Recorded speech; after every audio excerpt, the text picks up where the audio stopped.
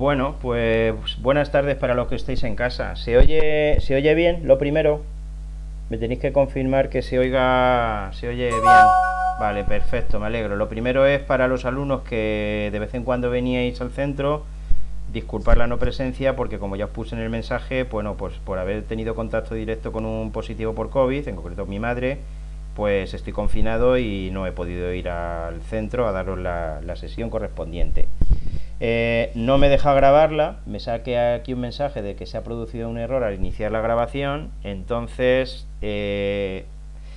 lo que voy a hacer después es grabarla y volverla a enviar, que otra cosa no se me ocurre. Porque en la clase anterior me ha ocurrido el mismo problema, no sé si es por la conexión que tengo en casa o demás. Vale, con menos rollo, nos vamos a meter dentro de esta triada que son los temas 5, 6 y 7, que sería lo de la tabla ANOVA, que sería, digamos, el segundo bloque importante del curso. Pues vamos a pasar a la clase de hoy, que sería el tema 7, ¿vale? Vamos a pasar a la clase de hoy, que sería el tema 7, sin más rollo. Recordar que no nos perdamos, que estábamos en los temas 5, 6, 7, que es cuando yo tengo que realizar algún contraste sobre más de dos grupos. Normalmente ya sabéis que en todos los problemas que estamos haciendo siempre son tres grupos, y siempre el contraste cuando son más de dos grupos es siempre en relación con las medias. Es decir, lo que yo voy a hacer es comparar, o lo que yo voy a tratar de demostrar, que va a ser siempre la hipótesis del investigador, la hipótesis alternativa, es que la media de alguno de los grupos sea diferente. Y hay tres casos, que son tres temas. Cuando son más de dos muestras independientes con un único factor, cuando son más de dos muestras relacionadas con un solo factor, y el que vamos a ver hoy, que son cuando son más de dos muestras independientes con más de un factor, y en concreto en este curso con dos factores, ¿vale? Ese es el tema que vamos a ver, que sería el punto 4. Entonces, bueno, en todos los casos lo que tenemos que estudiar es, además, si los factores son o no significativos, hay un elemento añadido que tendremos que estudiar en este caso, es si hay o no diferencias entre las medias. La fórmula que voy a utilizar, que es la pregunta que aparece ahí, pues ya sabéis que estas son las tres posibilidades. Cuando hay un único factor, que era la media cuadrática intra entre la media cuadrática intra, que este sería el primero de los temas, este que fue en el tema anterior, y este es el que vamos a ver hoy.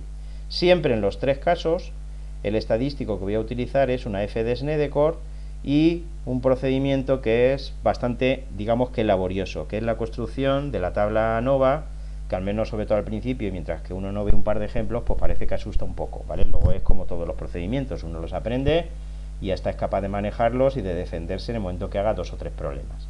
Nos vamos a centrar entonces hoy en la página 14 del formulario. Los que tengáis el formulario delante, pues deberíais ir a él. Vamos a ir a la página 14 y vamos a ir haciendo todos los pasos que aparecen en él.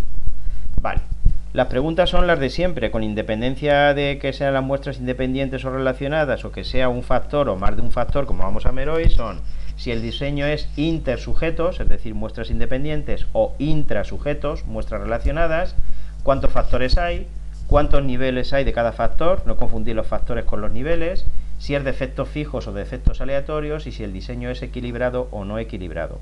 Sobre esas 5 preguntas van muchas de las preguntas teóricas que nos van a plantear siempre en un problema de este tipo. Entonces, lo que tenemos que ver, o lo que tenemos que tener claro en este tipo de diseño, es que cuando hay más de un factor, además de ver si a cada uno de ellos es significativo, tendremos que estudiar por añadidura si hay interacción entre esos factores, porque puede ocurrir que esos dos factores interactúen entre sí, y dependiendo de que la interacción sea significativa o no sea significativa, veremos que haremos cosas diferentes. Por lo tanto, dentro de este tema hay dos partes. Parte 2 sería la ANOVA cuando la interacción es significativa, la otra parte es qué se hace cuando la interacción no es significativa. Serían las dos partes del tema. Vamos a empezar cómo se hace cuando la interacción es significativa. Vale. Vamos a poner ahí un problema. Bueno, ahí evidentemente no se ve ni coscojo, el tamaño es uno de los supuestos que vamos a poner. Está aquí un poquito más grande, no sé si lo veis, de esta manera yo lo leo. Dice: supongamos que queremos evaluar la variable nivel de aspiración entre deportistas. Para ello les sometemos a un experimento que han de realizar 2 veces y que implica ciertas habilidades motoras y en el que cada sujeto recibe una puntuación que él piensa que depende del nivel de ejecución, pues en realidad todos los sujetos recibieron la misma puntuación. Es decir, ellos hacen el experimento la primera vez y ellos piensan que tienen una puntuación que va a depender de lo bien o de lo mal que lo hayan hecho. Pero en la práctica, siempre en la primera parte se les da la misma puntuación, se les da la misma nota, puesto que la primera parte tan solo es si lo realizan o si no lo realizan. Esto ellos no lo saben. Se les dice en el experimento que predigan la puntuación que van a obtener en el segundo intento, pero importante, antes de ese segundo intento se les informa, entre comillas porque realmente se les engaña, sobre su situación en relación con la puntuación obtenida en el primero, y ese va a ser el factor B, ¿vale? Eso me lo dicen en el enunciado. A los sujetos del grupo B1, ese sería el primer grupo dentro del factor B, se les dice que están por encima de la media. A los del grupo B2 se les dice que están en la media y a los del grupo B3 se les dice que están por debajo del promedio. Además hay dos grupos de referencia en relación con los sujetos, que es lo que se llama el factor A. El primer grupo está compuesto por los varones universitarios, A1, y el segundo está formado por atletas profesionales, A2. Muy bien. Con lo cual, la primera pregunta es si el diseño es intersujetos, muestras independientes, o intrasujetos, muestras relacionadas. Y evidentemente, pues fijaros que las muestras son independientes, porque a uno de los sujetos les digo que están por encima de la media, es decir, los asigno al grupo B1, a otros de los sujetos les digo que están por debajo de la media, que serían el grupo B3, a otros les digo que están en la media, y lo mismo ocurre en relación con el otro factor. Unos serán atletas profesionales y otros serán universitarios, con lo cual evidentemente que el diseño es de muestras independientes. Eso creo que está claro, ¿verdad? ¿Cuántos factores o variables independientes hay? Pues hombre, en el propio enunciado del problema aparecen ya aquí los dos factores, factor A y factor B. El nivel de aspiración entre deportistas, la persona que está haciendo el experimento presupone que va a depender en primer lugar, factor A, de que sean atletas profesionales o de que sean universitarios, y también él piensa que va a estar relacionado con lo que tú le digas como lo ha hecho la primera vez. Es decir, que si tú la primera vez le dices que lo ha hecho muy bien, pues a lo mejor posiblemente su nivel de aspiración aumente, o al revés, si le dices que mal lo has hecho en la primera vez, que está por debajo de la media, pues a lo mejor su nivel de aspiración baja, o al revés, se vienen arriba y se crecen, no lo sabemos. Pero en principio, como veis claramente en el enunciado, pues hay dos factores. ¿Cuántos niveles hay en cada factor? Pues son diferentes. En el factor A solamente hay dos niveles, que serían universitarios, que sería lo que llama A1, y atletas profesionales, lo que llama A2, mientras que en el otro factor habría tres niveles. El primero, el B1, serían el grupo formado por los que están por encima de la media, el grupo B2 los que están en la media y el grupo B3 aquellos que están por debajo de la media. ¿Efectos fijos o efectos aleatorios? Pues evidentemente los efectos son fijos, es decir, yo le digo al grupo al que pertenecen. Y en cuanto al diseño es equilibrado o no es equilibrado, pues es equilibrado observando los datos que teníamos. Le he dado para adelante y quería ir hacia atrás. Lo veis que es equilibrado, ¿no? Siempre en todos ellos hay el mismo número de sujetos. Si lo contáis hay 1, 2, 3, 4, 5, 6, 7, 8, 9 y 10. Veis que es equilibrado, ¿vale? Fijaros que en la tabla, por ejemplo que aparece aquí sería A1, B1. Es decir, que estos serían los universitarios que están por encima de la media. Estos que están aquí serían A1, B2, es decir, los universitarios que están en la media.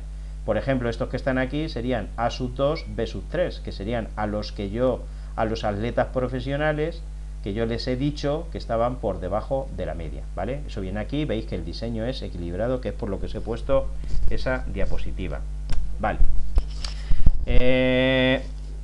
Vamos a pasar entonces a las hipótesis, ¿vale?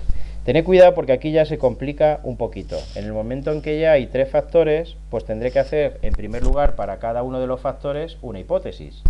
En relación con el factor A, la hipótesis del investigador, la hipótesis alternativa, siempre es la misma. Es decir, que la media para los universitarios es distinta que para los atletas, ¿vale?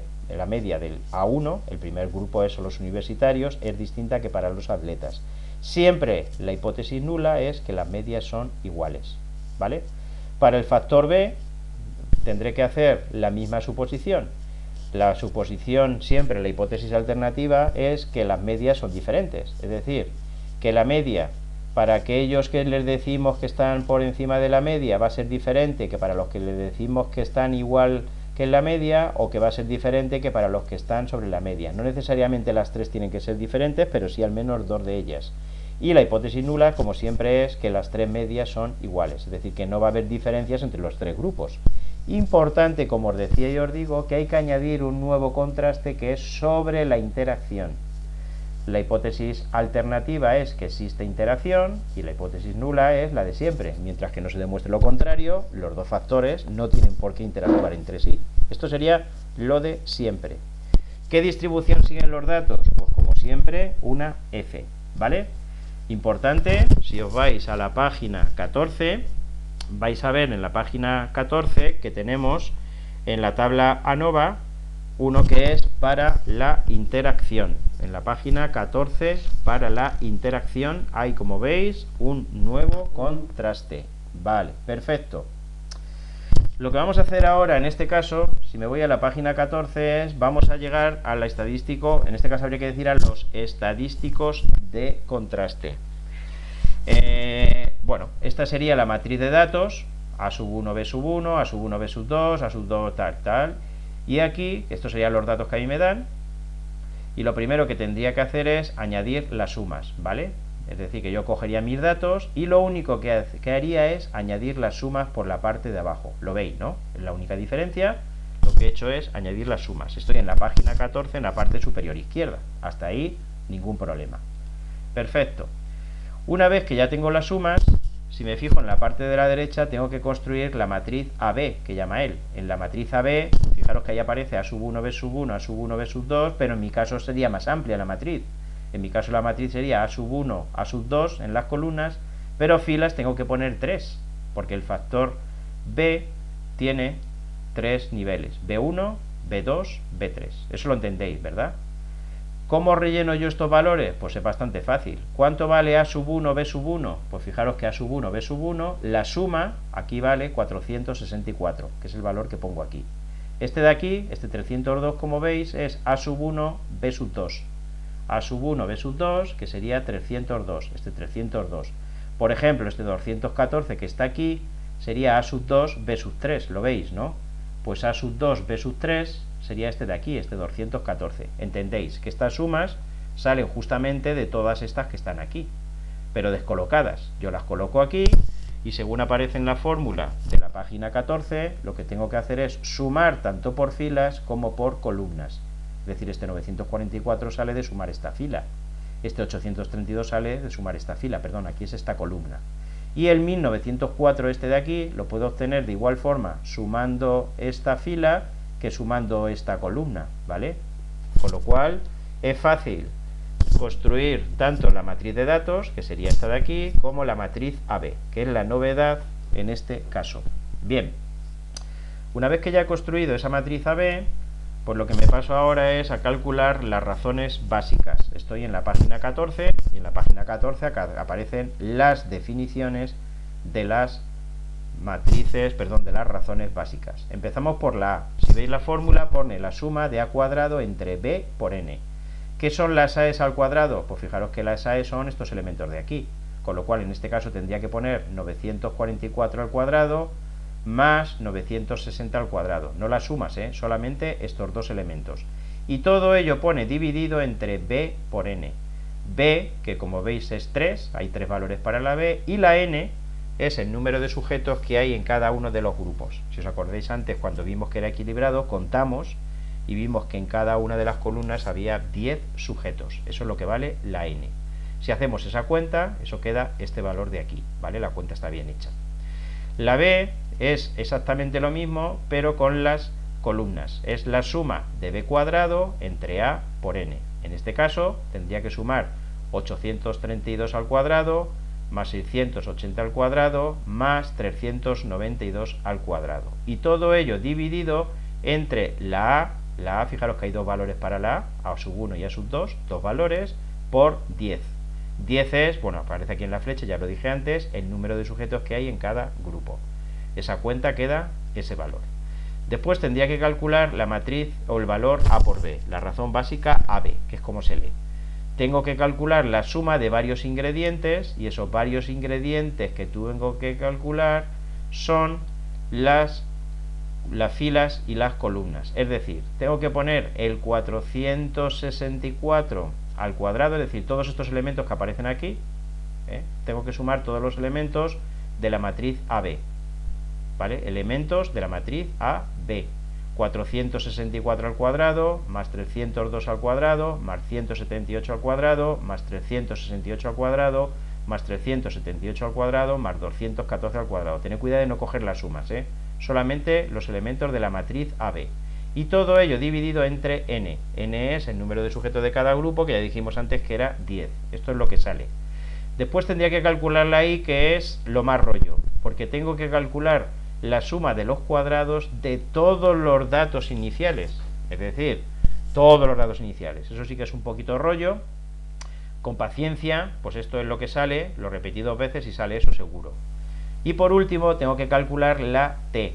La t es la suma del total al cuadrado, el total es este 1904 al cuadrado, y dividido entre la a por la b y por la n.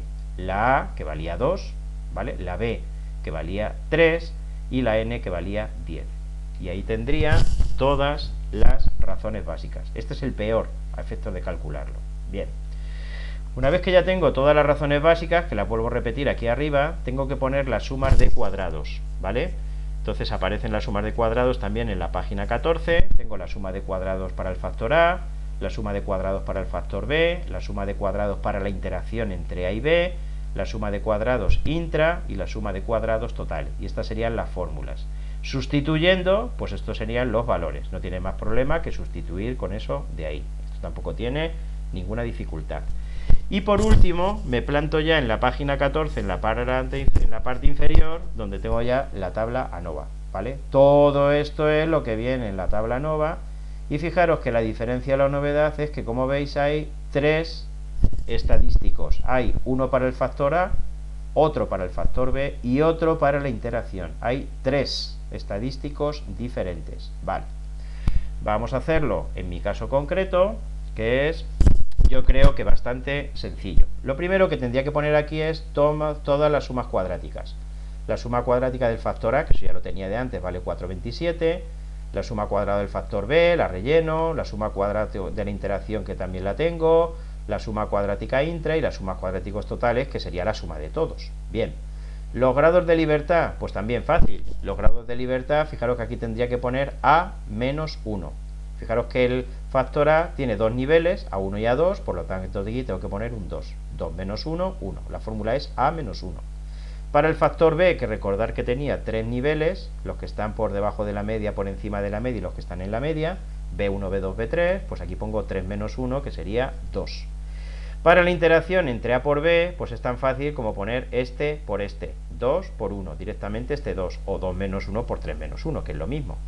Luego está intra, y la fórmula de intra, pues tengo que calcular 2 por 3 por 10 menos 1, ¿vale? La fórmula es A por B y por n menos 1. La A vale 2, la B vale 3 y n menos 1, recordar que la n valía 10, que eran los sujetos que había en cada grupo. Esto queda 2 por 3, 6, por 9, 54. Y el total, pues evidentemente sería la suma de todos, 54, 56, 58 y 59.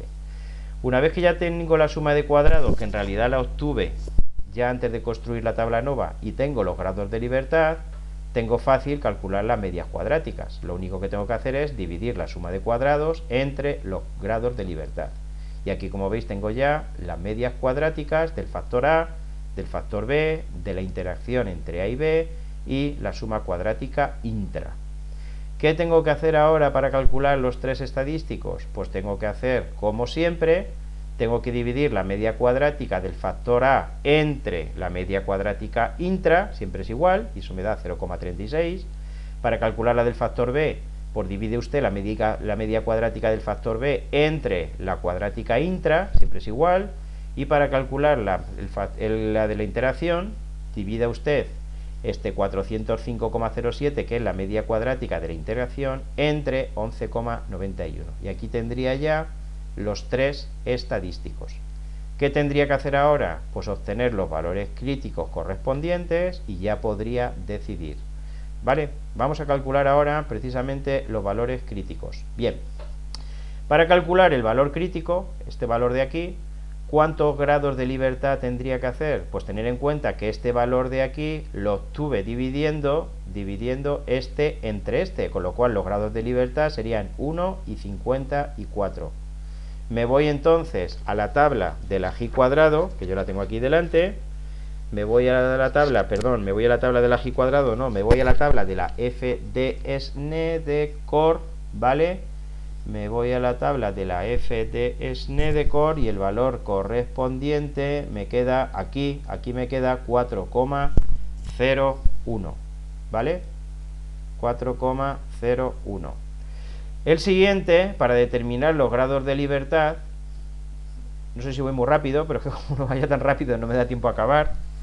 Para calcular, en este caso, el valor crítico correspondiente, tengo que dividir, en este caso, los grados de libertad, que como veis son 2 entre 54. Y en este caso igual, lo voy a hacer a la par.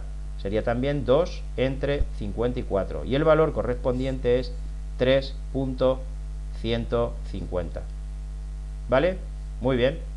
Y una vez que ya tengo los 3 estadísticos y los 3 valores críticos, a ver, los que estáis en casa, ¿qué creéis que tendría que decidir en relación con el factor A? ¿Es significativo el factor A? ¿Vale? ¿Hay diferencias entre el grupo de los atletas profesionales y el grupo de los universitarios? Porque esos eran los niveles correspondientes al factor A.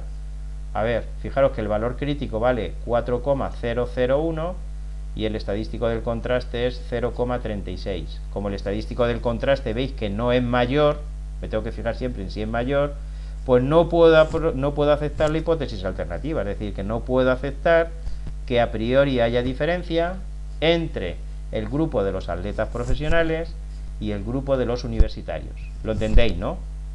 ¿Lo entendéis en casa? No me decís nada. ¿Qué ocurriría para el factor B? ¿Vale? Este sería el factor B. El valor crítico vale 3,150 y el estadístico del contraste he obtenido 209,64. Pues evidentemente que en este caso, como el estadístico del contraste es mayor, pues en este caso, como bien te está diciendo Icorralo, tendría que aceptar, para el factor B, tendría que aceptar que sí que es significativo. Es decir, que el que le digan a un individuo antes de realizar la segunda prueba que estaba por debajo de la media, que estaba sobre la media, que estaba justo en el grupo de la media, sí que influye en sus expectativas, ¿vale? Con lo cual el factor B sí es significativo, no el A, pero sí el B. Y también para los que estáis en casa, ¿qué tendríamos que decidir en relación con la interacción? ¿Es significativa la interacción o no es significativa? Pues fijaros que 34,01, muy bien, también Icorralo, es mayor, muy bien, es mayor que 3,150, con lo cual en este caso sí que la interacción es significativa. Muy bien, pues eso es precisamente lo que viene aquí. Con lo cual, en relación con el factor A, se acepta H sub 0, que recordar que es que no había diferencias entre las medias correspondientes del grupo A1, que eran los universitarios, y del grupo A2, que eran los atletas.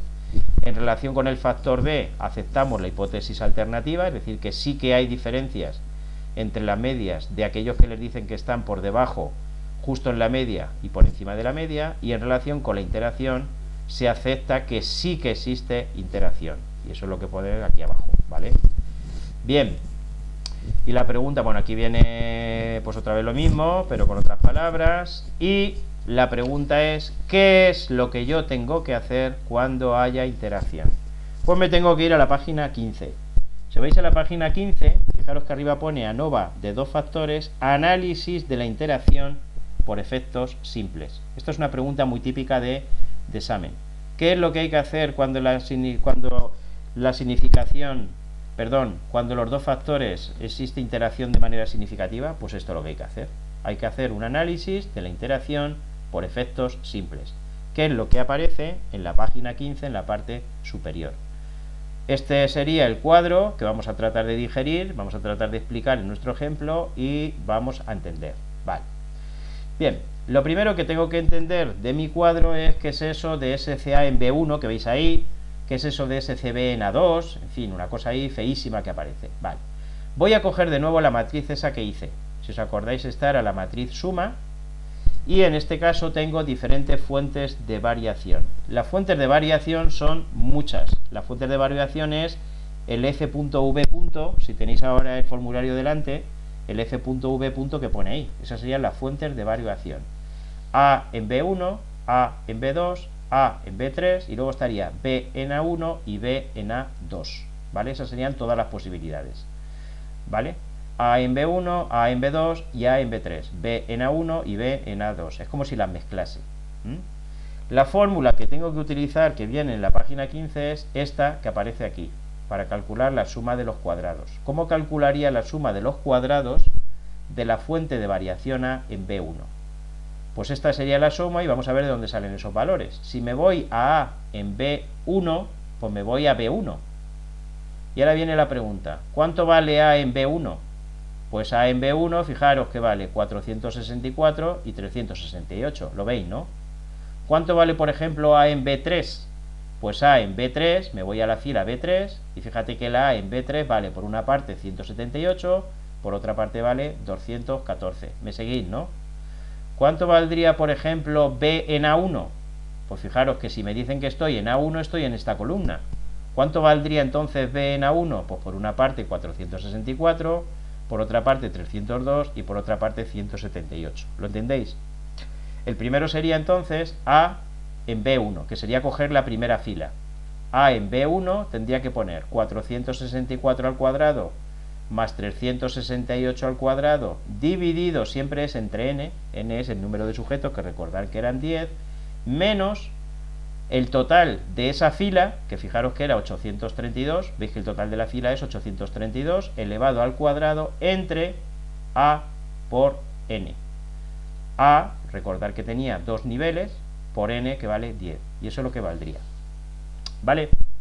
¿Cuánto creéis que valdría A en B2? Pues si me dicen que estoy en B2, veis que me dicen eso, ¿no? Si me dicen que estoy en B2, estaría aquí.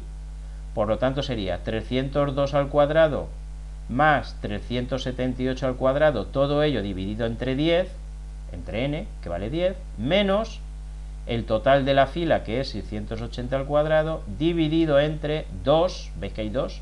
2 por 10. Este valor de aquí. ¿Lo veis pillando? Es un poco complicadillo, ¿eh? La primera vez que te lo cuentan te quedas así un poco descolocado.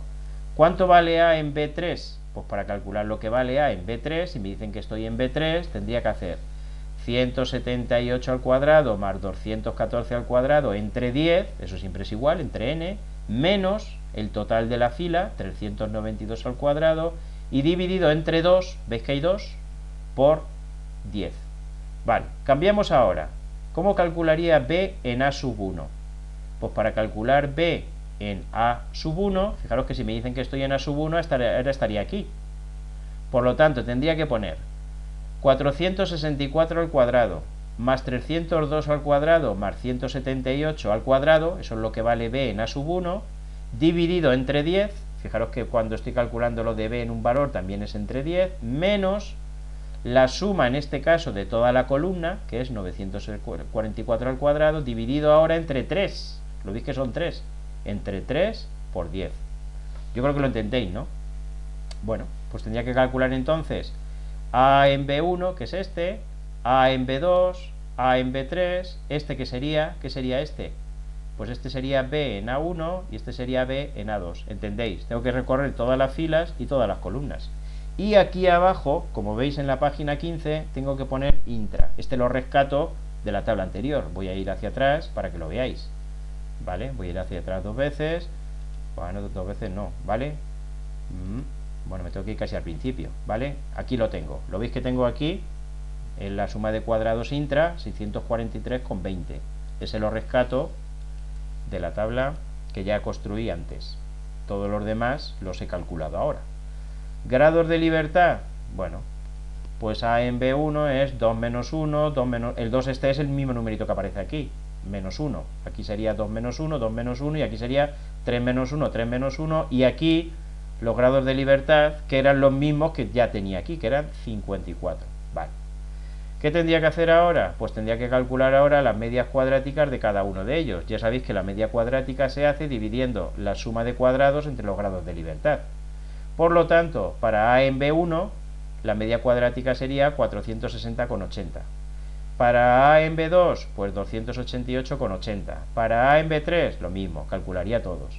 Y por último, para calcular el estadístico correspondiente, pues ya sabéis que tengo que dividir siempre la media cuadrática entre la media cuadrática intra. Siempre es entre la media cuadrática intra. Bueno, eso ya lo sabéis porque lo hemos hecho muchas veces.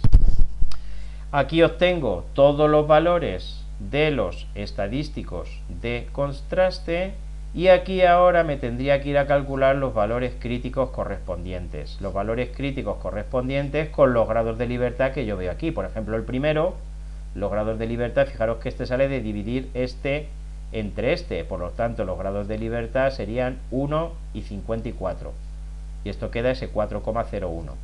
Aquí también sería lo mismo, aquí también sería lo mismo, aquí varían, porque aquí los grados de libertad, como veis, son 2 y 54, ¿vale? Bien, esto es lo que valen los valores críticos y ahora viene la pregunta. ¿Cuál sería la decisión que tendría yo que aceptar? Venga, a ver, los que estáis en casa, ¿qué tendría yo que aceptar en relación con A en B1?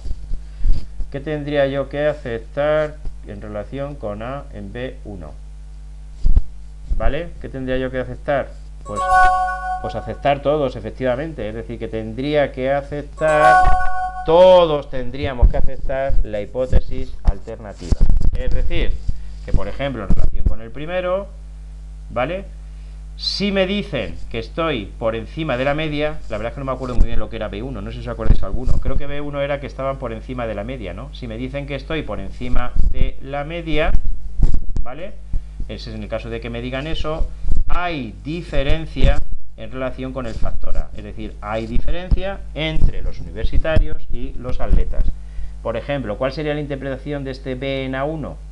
Pues que para los universitarios hay diferencia para los universitarios en relación con la situación, en relación con la media, ¿vale? Con lo cual, en todos los casos, tendríamos que aceptar, esa sería la hipótesis.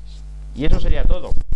Es decir, que cuando la interacción es significativa, lo que hay que hacer es analizar la interacción por efectos simples. Es decir, es como si hiciese 6 contrastes, ¿vale? Fijaros que aquí he hecho 5 contrastes, perdón, no 6, he hecho 5 contrastes. Vale. Vamos a ver ahora otro problema que me dice, este problema es curioso y ahora os voy a contar por qué. Me dicen, un investigador está interesado en determinar, pero ¿cómo calculas el valor crítico? Este de aquí, el valor crítico este de aquí, pues igual que siempre, mirando la tabla con el nivel de confianza que me dijeron al principio, que era del 95%. Eso me lo tienen que dar. Me tengo que ir, no sé si, no lo he dicho. Para calcular el valor crítico, me tengo que ir, espérate que venga hacia atrás, que lo cuente. A ver dónde está la diapositiva. Aquí. Bueno, me tengo que ir a la tabla de la F del NEDECOR correspondiente al nivel de confianza. Da igual. Vamos aquí. Vamos a ver. Vale, me tienen que dar el nivel de confianza. Es que aquí no aparece el nivel de confianza. Vamos a ver si aparece por aquí. Es que no lo veo bien. Me lo tienen que dar. El nivel de confianza, siempre en un problema de este tipo, me lo tienen que dar. Vamos a suponer que fuese del 95%. Yo te voy a decir a qué tabla me he ido yo a buscarla. Yo me he ido, a ver un momentillo si me dais, ahí. Ese 4,01 está en la F de SNEDECOR cuando la N vale 1. Sí, yo lo he hecho con un 95 con un nivel de confianza del 95%. ¿Vale? Sí, sí aparece en la tabla los grados de libertad. Aparece, por ejemplo, en esta tabla, o sea, yo estoy en el formulario en la página 37. 54 no aparece, por eso me voy a 60. ¿Vale? Como 54 no aparece, me voy al más cercano, que es el 60. Y de ahí me voy al 60, que es el más cercano, sí. ¿Vale? Vale, no lo he dicho, efectivamente. Me voy al más cercano, que es el 60, y de ahí he sacado este 4,01. Porque el nivel de confianza era del 95%. Y este 3,150 igual. Vale, vamos a ver, recuperamos. Os decía que que íbamos a hacer es curioso, porque gran parte es un problema en el cual tengo que hacerlo al revés, ¿vale? Os lo cuento. Me dice, estos ponen bastantes, no le veo yo mucho. Es más complicado, lógicamente, hacer algo al revés que no hacerlo de frente. Dice, un investigador está interesado en determinar los efectos de dos estrategias de aprendizaje, que son A y B, en la memorización de dos listas de sílabas, una fácil y otra difícil. Vale. La combinación factorial de estas dos variables, o sea, ahí ya me hablan de los dos factores. El primer factor es la estrategia de aprendizaje que siga el sujeto, y el segundo factor es el que la lista sea fácil o que sea difícil. Pero bueno, la combinación factorial de estas dos variables independientes produce 4 condiciones experimentales. Pues evidentemente, una condición experimental sería para los que utilizan la estrategia A y le ponemos una lista fácil, los que utilizan la estrategia A y le ponemos una lista difícil, ¿entendéis, no? Habría 4 posibilidades. Dice que un total de 24 sujetos son repartidos al azar a las 4 condiciones experimentales, 6 sujetos a cada condición, con lo cual va a ser equilibrado, como veis el diseño, y también evidentemente va a ser de muestras independientes, porque los mismos sujetos no pasan por las mismas condiciones, sino que unos les asignamos a un grupo determinado y a otro diferente. Vale. Dice ahora que el investigador registró el número total de errores cometidos por cada sujeto en cada uno de los grupos, y dice que en su informe indicó que el factor dificultad de la lista, fijaros que es el segundo factor, el factor dificultad de la lista resultó altamente significativo, es decir, que resultó significativo. Me dice aquí cuánto vale la F120, 15,31, es decir, que me está dando el valor del estadístico, como veis.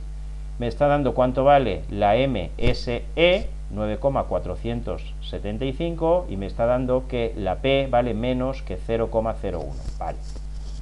Me dice ahora que la interacción entre el grado de dificultad de la lista y la estrategia de aprendizaje, me dice que así como, es decir, que la interacción también resultó significativa, me dan aquí estos datos, pero la estrategia como tal no resultó significativa, y me dicen estos datos de aquí. Me dice que utilice un alfa igual a 0,05, que es lo que faltaba en el problema anterior, con lo cual el nivel de significación, o el nivel de confianza, perdón, en este problema sería 0,95. No olvidéis que el nivel de confianza es 1 menos alfa. Vale, pues vamos a ver cómo lo hago. Vale, las primeras preguntas de siempre, que algunas de las cuales ya hemos respondido antes sobre la marcha. Diseños intersujetos o diseños intrasujetos, es decir, las muestras son independientes o las muestras son relacionadas. Pues evidentemente que las muestras son independientes. ¿Cuántos factores o variables independientes hay? Pues evidentemente que hay 2 factores. Una pregunta que os tengo que hacer: ¿esta clase acaba y cuarto o acaba y 20? Es que siempre tengo la misma duda. Creo que acaba y 20, ¿verdad? No lo sé. Acaba y 20, ¿tenéis clase ahora después? Los que estáis en casa. Vale, acaba y 25, pues entonces vamos a seguir. Seguimos. ¿Cuántos factores o variables independientes hay? ¿Cuáles son? Pues evidentemente que los factores que van a influir en los resultados son, en primer lugar, la estrategia, ¿vale? El factor A, y el factor B, que es la estrategia, ¿vale? El factor A he cogido como que sea la lista fácil o difícil, y el factor B, la estrategia. Uno puede cambiar el orden, evidentemente. ¿Efectos fijos o efectos aleatorios? Pues evidentemente que los efectos serían fijos. ¿Cuáles serían las hipótesis? Entendéis que estas serían las hipótesis, ¿no?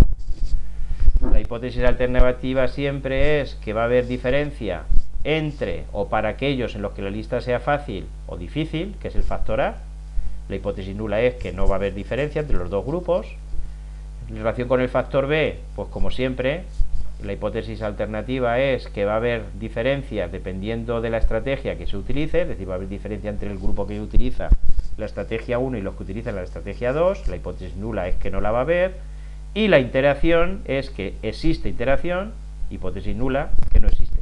Hasta ahí lo de siempre. Vale. Y aquí es donde empieza el problema. Con los datos que me dan en el problema, valga la redundancia, me tengo que ir a la página de mi formulario, me tengo que ir a la página 14 y empiezo a rellenar datos. ¿Veis que estos serían los datos correspondientes a esta primera información? Fijaros que me dicen que en el caso del primer factor, la F valía 15,31. Eso lo entendéis, que lo he colocado ahí, ¿no? La F vale 15,31. Y fijaros que me dan los grados de libertad, que son 1 y 20, con lo cual aquí sería 1 y aquí me dicen que sería 20. ¿Lo tenéis claro? ¿Sí? ¿Eso lo tenéis claro? ¿Seguro? Vale. Pregunta, ¿de dónde saco este 9,475? Pues me lo dicen aquí. La media cuadrática vale 9,475, ¿vale? Con lo cual, el 15, bueno, voy a darle la diapositiva de adelante. Este 9,475 sería la suma de los cuadrados S a B entre 20, con lo cual a partir de este 9,475 veis que yo podría rellenar este de aquí. ¿Me seguís, no? Vamos a darle a la flecha, es como si fuera un sudoku, tengo que ir yendo hacia atrás. De esa manera aquí sacaría el 189,50. Este 189,50 lo saldría de multiplicar esto por esto. Si esto dividido entre esto tiene que dar 9,475, pues este lo saco de 20 por 9,485. Vale. Seguimos ahora. Empezamos ahora con el segundo. Bueno, este 145,06 sale de este 9,475 multiplicado por 15,31. ¿Vale? Porque yo este lo saco de esa manera. Vale, le voy pasando para allá. Es como si fuera un sudoku. Tengo que ir yendo hacia atrás. Vale, le voy yendo ahí para atrás y relleno la tabla. Luego lo miréis despacio porque tiene su aquel, ¿eh? Esto tiene su aquel. Tengo que ir hacia atrás y tengo que rellenar toda la tabla con los datos que me dan. Y una vez que ya tengo rellenada toda la tabla, ¿qué es lo que yo tendría que hacer ahora? En mi pregunta. Pues lo que tendría que hacer ahora es calcular. Bueno, por aquí lo dice, estos son preguntas teóricas. Se trata de un diseño, dice el apartado A, factorial de dos factores con 2 niveles. B, factorial de un factor con 4 niveles, que evidentemente es mentira, porque ya hemos visto que tiene 2 factores. Y C, intrasujeto, mentira, ¿vale? Es un diseño intersujetos. La respuesta correcta es A, factorial de 2 factores, cada uno de los cuales tiene 2 niveles, ¿vale? Siguiente pregunta, el valor de la media cuadrática para la interacción. ¿Dónde está la media cuadrática de la interacción? Pues la media cuadrática de la interacción entre A y B está aquí, vale 222. Esta es la media cuadrática del factor A, la media cuadrática del factor B, y esta es la media cuadrática de la interacción, que como veis vale 222. Otra de las preguntas teóricas que era la suma de cuadrados para el factor dificultad de la lista. Pues fijaros que la suma de cuadrados para el factor dificultad de la lista, que era el A, vale 145,06. En el tipo test ponía 145,04, para mí me salió realmente 145,06 cuando hice la cuenta. Y luego la siguiente es que el valor crítico para evaluar la significación del valor estrategia, pues ese valor, como veis, vale 4,351, que esa sería entonces la C. Muy bien. ¿Qué es lo que tendría que hacer ahora? Bueno, pues el hecho de que en este experimento los grados de libertad para los factores de dificultad de las listas y para la selección sean iguales, ¿qué es lo que tendría yo que hacer entonces? Bueno, pues que sean iguales porque es una particularidad debida a los niveles de cada factor. Bueno, se refiere a que por qué estos números me salen iguales. Fijaros que estos números me salen iguales porque estos números son iguales. Y estos números son iguales porque los dos factores tienen el mismo número de niveles, que es 2. En el que hice anteriormente, que uno tenía 3 y otro tenía 2, pues estos salían diferentes. Dice, el que la interacción dificultad por estrategia resultase significativa, dice A, el efecto de la dificultad de la lista está relacionado con el número de errores. Bueno, es una cosa que es absurda directamente. Los efectos simples de la dificultad y la estrategia son similares, otra absurdez.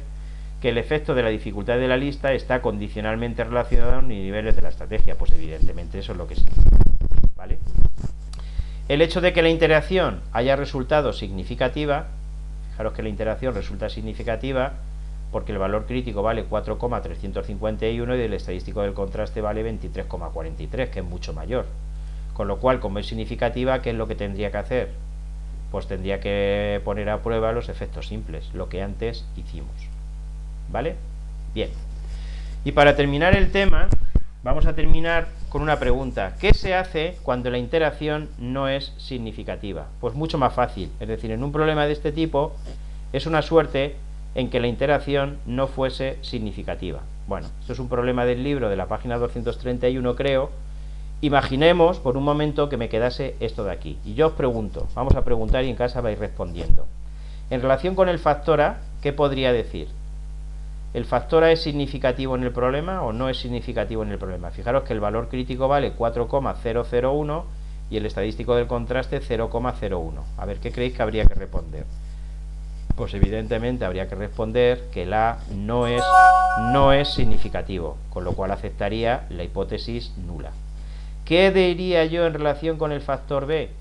Pues en relación con el factor B diría que sí que es significativo, ¿vale? El factor B sí es significativo, porque el valor del estadístico de contraste es mucho mayor que el valor crítico, es decir, que dentro de los grupos que haya dentro del B, pues son diferentes.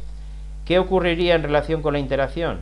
Pues fijaros que en relación con la interacción, lo que yo tendría que decir es que no es significativa. ¿Lo veis? No es significativa porque el valor crítico correspondiente a la interacción es mayor que el estadístico del contraste. Pregunta entonces, ¿qué tendría que hacer en este caso? Y aquí era donde yo quería llegar. Pues muy fácil. Lo único que tengo que hacer es directamente esta fila quitarla, ¿vale? Esta fila la voy a quitar. Pero la suma de cuadrados de A por B y los grados de libertad se los sumo a la intra. Eso es lo que se hace. Es decir, esta fila la voy a suprimir, ¿vale? Y este 71,46 lo voy a sumar a la suma de cuadrados intra, y estos 2 grados de libertad lo voy a sumar a los grados de libertad que tenía intra. Y eso es lo que vamos a ver en la diapositiva siguiente. ¿Entendéis lo que he hecho? ¿Vale? He pasado los grados de libertad, que eran 2, ahí, y he pasado estos 71,46 al 643,20. ¿Lo entendéis, no? Problema. Bueno, problema. Es mejor este problema que no el tener que analizar todos los efectos simples. Tengo que volver a recalcular la media cuadrático intra y por ello tengo que volver a recalcular los estadísticos. ¿Lo entendéis, no? Porque estos estadísticos dependen de la media cuadrática intra, pero eso no es problema.